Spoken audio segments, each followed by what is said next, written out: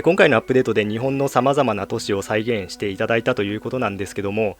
場所によってはビルの屋上にヘリポート、ヘリパッドなどが、あると思うんですが、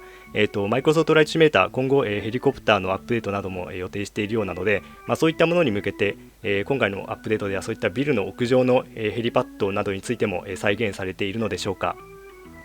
So in Japan, when you are recreating these cities in Japan, you must have noticed that there are many heliport or helipad on top of buildings. So is there going to be? I'm sure that there's going to be plans in the DLC that you're going to have helicopter, but is that going to be the case? And if with that in mind, you put the helipad on top of the building? Yeah, so yes, we noticed a lot of helicopters, and so we very much, when we launched the game last month, actually, we said it's just the beginning of a journey. And we mean that. We all signed up for many, many years, and the plan is that we are updating the sim all the time, and every other month, so every 2 months, we're going to update a section of the world. Just like the very first update is Japan, we're going to keep doing that. We're going to go around the world to update the world. Helicopters, and maybe you want to translate that. そうですね。ヘリコプターに関しましては私も気づいております。先月ローンチしたばかりなんですけれども、その際に申し上げたのが、やはりこれは長い旅路の始まりでしかないということなんですね。ですから今後も計画を立てて何年もかけて今後アップデートをかけていきたいというふうに考えているんですけれども、2ヶ月ごとに部分世界をアップデートしていきたいというふうに考えております。で、その第1弾が日本だったわけなんですけれども。Please go ahead. Okay, so basically world updates every 2 months, different section. Then we have something called sim updates. And sim updates are going to focus on things that the community asks us for. Like there's flight sim community very engaged. And they have asked for helicopters. Right now we're addressing some other feedback that they have for us, but helicopters are definitely in the plan for next year. When exactly next year, we actually don't know. But we know it's important, and we know that lots of people are fans, so we're going to do it just next year. はい。で、2ヶ月ごとに行われるのが、このセクションワールドアップデートっていうところなんですけれども、それ以外にもシームアップデートということを行っていきたいと考えております。これは本当にコミュニティの皆様が求めているものに応えるという形でアップデートをかけていきたいということなんですけれども、特に航空ファンのコミュニティの中からの多くのフィードバックとしましては、やはりヘリコプターというところなので、来年には必ずそれを実現していく計画であるんですけれども、しかしながら今のところいつなのかということは申し上げることができないんですけれども、しっかりとこのフィードバックを聞いてヘリコプターも入れてまいりたいと考えております。はい、ありがとうございます。もう一つ質問があって、これは今回の日本のアップデートとはあまり関係がないかもしれないんですけども、私すごいグライダーが好きで、前作からグライダーでずっと楽しませてもらっているんですけども、今回マイクロソフトフライトシミュレーターは最初はグライダーが入っていないということで、今後アップデートで追加されることに期待したいんですけども、何かその辺、グライダーについて、今後の予定など分かっていることがあれば教えていただけないでしょうか。Maybe this question is nothing to do with the update, but I must say that I'm really a great fan of glider, and I love flying glider. And in the previous edition, in FSX, I was always flying the glider. It seems that glider is not included in this game update as yet. Is there any plan of including this glider? Absolutely. もちろんです。I'm from Germany originally, and we fly gliders everywhere, and there's nothing quite as awesome as being just you and the wind. And so we now have our wind simulation to such a level of detail that if you've flown gliders, you need to look at the thermics and you see the clouds going up. So we have that, and so we are now confident that we can do gliders in the future, and we will, for sure. はい、実は私ドイツからもともとドイツから来たんですけれども、グライダーは本当にみんな乗っていて私も大好きなんですけれども、本当に自分と風しかない世界にいるっていう気分が大変素晴らしいということはよく存じております。で、今現在このウィンド風のシミュレーションもできるように非常に精細に調整できるようになって詳細見ることができますので、またサーミックスも存在しておりますので、雲がどのように上がっていくのかというところも見ることができるんですね。ですから今後そういったこともありますので、グライダーは必ず計画の中に入っております。はい、ありがとうございます。次の質問は、質問というよりは少し要望というようなものになってしまうんですが、マイクロソフトフライトシミュレーター、非常にグラフィックがいいわけなんですけども、少し気になった部分があって、マイクロソフトフライトシミュレーターの空の色なんですけども、空の色、高度が高くなるにつれて、少しずつ、深い、暗い色になっていくわけなんですけども、実際の世界では、赤道のあたりが一番明るい色で、緯度が高くなるにつれて、少しずつ暗い色に変わっていく、これは地球が自転しているので大気の厚さが場所によって違うということなんですけども、マイクロソフトライトシミュレーターではその部分が実は再現されていないようで、どの地域を飛んでいても同じように色の変化が、していくので、少しその辺、今後改善予定などはあるのでしょうか。So, implying this Microsoft simulator has got really wonderful, splendid graphic. And whilst flying, what I noticed was that normally when you are flying, there are, depending on the height of the height where you are, the color of the sky will become more deeper higher you go. And I guess it's in reality, when you are closest to the equator, higher you go, it will become lighter, brighter, and if you go to the northern hemisphere, it will become darker, more high you go up. So is there going to be more update in the color of the sky? Because currently, wherever you go, the color of the sky doesn't change, depending where you are in near the equator or in the northern hemisphere and up north. Is there any plan for that? That's an interesting comment. So basically, the entire atmospheric simulation is physically accurate, meaning we actually know where the sun is, we know the curvature of the earth, the density of the atmosphere, and we refract the lights actually physically accurate down. It's interesting that you say that, because obviously the earth is not straight, it's a little bit bent. So I will look into that. It's been brought up. It's a very interesting point. So I will get back to you. はい、本当に興味深い視点だというふうに思いました。フライトシミュレーターに関しましては、大気をそれをシミュレーションしているということなので、もちろん世界はちょっと曲がっているようなふうに見せているわけなんですけれども、実際そうなわけなんですけれども、しかしそれで球体であるわけなんですが、しかしながら今おっしゃっていただいたことは全く今まで上がってこなかったことなので、ぜひちょっとそのことに関してはちょっと探索してみたいというふうに思います。そして必ず通知させていただくようにしますね。But maybe a word to update in general. So when we launched, we said this is the beginning. And it's true. And today or next week, in a few days, we'll have with the World Update in Japan. It's the first step.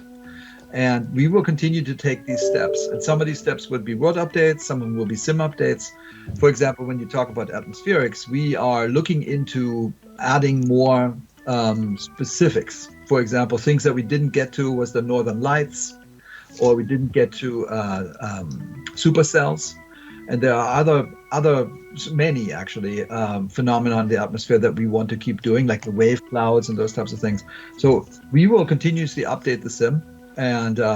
that will always be made available for free. So feedback like that is super useful, because that's how we like to work with the community.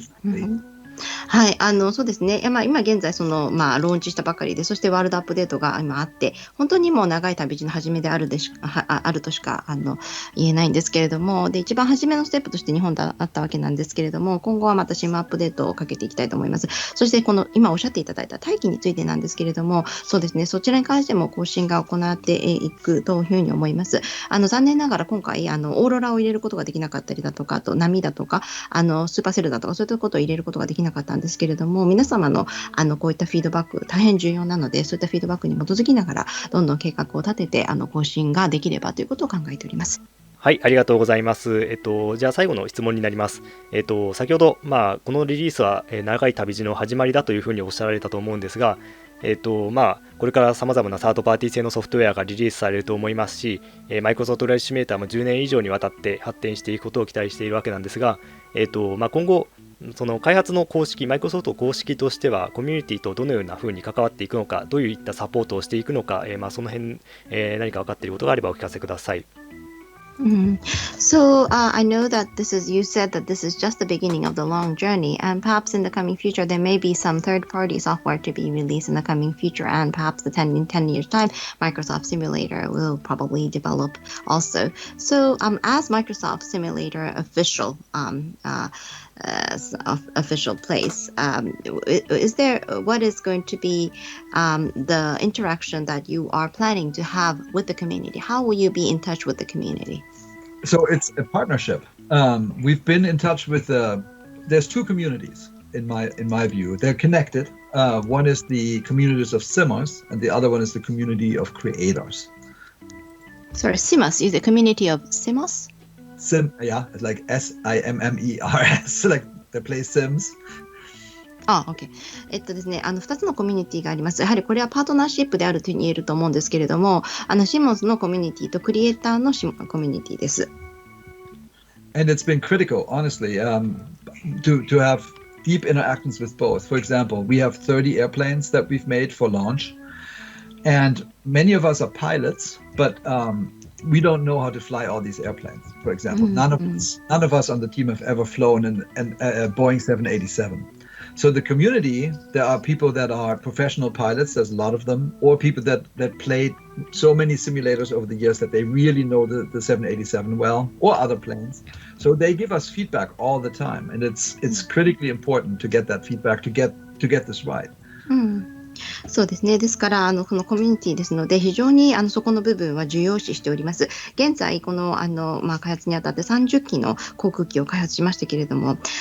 その開発に関わる多くの方々はパイロットですけれども、しかし全てのこの30機の航空機リアルで操縦できるかというとそうではないんですね。例えばその開発の中のものにはボーイング787が操縦できるものは一人もおりませんし、ですからしかしそのプレイヤーの中にはボーイング787のパイロットも存在しているわけなので、そういったコミュニティの中からのそういった人たちからフィードバックというものをしっかりと聞いて、もちろんその人たちがこのシミュレーターを使う中で、どういった形が一番良いのかだとか、787の操縦することができなくてもシミュレーターをする中で非常にその787に長けている方という方もいらっしゃるので、そういったフィードバックをしっかりと傾聴して、おります常に。And then that's just airplanes. So the world is really big. So since the beginning, we actually got feedback from people just from different places. The first email I ever got was from somebody in Hobart, Australia, Tasmania, actually. And I'd never been to Hobart. And he sent me a picture taken from his plane of showing the sort of the beach and the how Hobart really looked. And he sent that next to a picture from the simulator. And he showed me what the differences were, and basically said, "Hey, yours is too red," and then we go fix that. And it's been like this,